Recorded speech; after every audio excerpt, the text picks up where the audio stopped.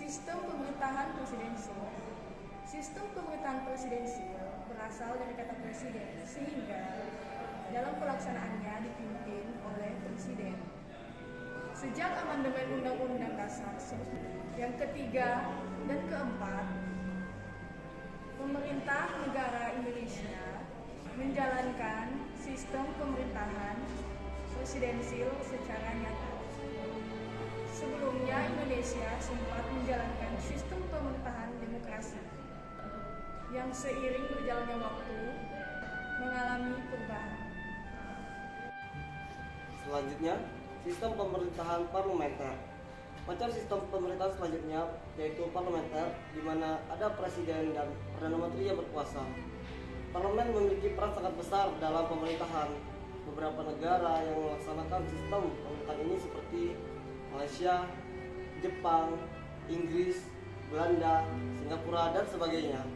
Parlemen memiliki wewenang dalam mengangkat perdana menteri dan bisa menjatuhkan pemerintahan, yakni dengan mengeluarkan semacam mosi tidak dipercaya. Posisi presiden sebagai kepala negara, sedangkan perdana menteri menjadi kepala pemerintahan.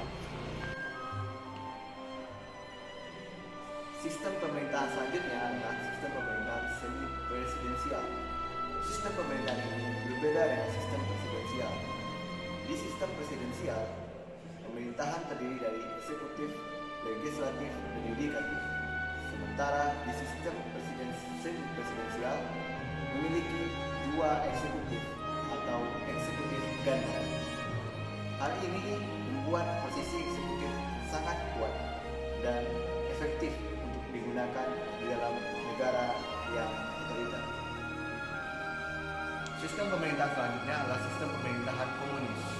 Sistem ini diadopsi oleh beberapa negara seperti China, Korea Utara, Vietnam. Sistem pemerintahan demokrasi liberal. Politiknya menganut pada kebebasan individu. Sistem yang diterapkan oleh Amerika Serikat, Kanada, dan Britania Raya. Karakteristik sistem pemerintahan demokrasi liberal yaitu mengutamakan kepentingan individu, terutama di lingkungan masyarakat. Kemudian agama menjadi urusan masing-masing, sebab keyakinan beragama merupakan hak asasi manusia yang sifatnya sangat pribadi, baik mempercayai adanya Tuhan maupun tidak. Mengenai pertahanan keamanan negara diatur dalam bab 12 pasal 30 Undang-Undang Dasar Negara Republik Indonesia tahun 1945. Tiap-tiap warga negara berhak dan wajib dalam mempertahankan keamanan dan pertahanan negara, di mana sistem pertahanan keamanan negara rakyat semesta, TNI dan Polri atau Kepolisian Republik Indonesia sebagai kekuatan utama dan rakyat sebagai kekuatan pendukung. TNI Angkatan Darat, Angkatan Laut, dan Angkatan Udara berfungsi sebagai alat negara di bidang pertahanan dan juga mempertahankan kedaulatan negara.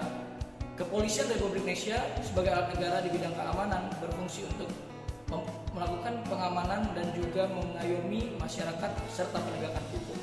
Jadi, dalam mempertahankan dan keamanan negara itu bukan hanya sebagai tugas dari TNI Polri, namun kita semua, yaitu tiap-tiap warga negara Indonesia. Pertahanan negara sendiri disusun dengan prinsip demokrasi, hak asasi manusia, kesejahteraan umum, lingkungan hidup, ketentuan hukum nasional dan internasional, kebiasaan internasional dan prinsip hidup damai berdampingan dengan memperhatikan kondisi Indonesia sebagai negara kesatuan.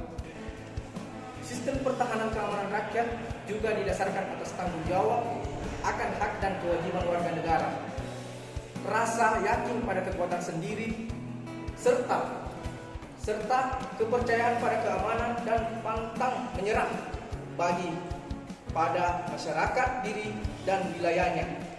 Demikian pemaparan materi dari kami kelompok 6 mengenai sistem pemerintahan dan hankam.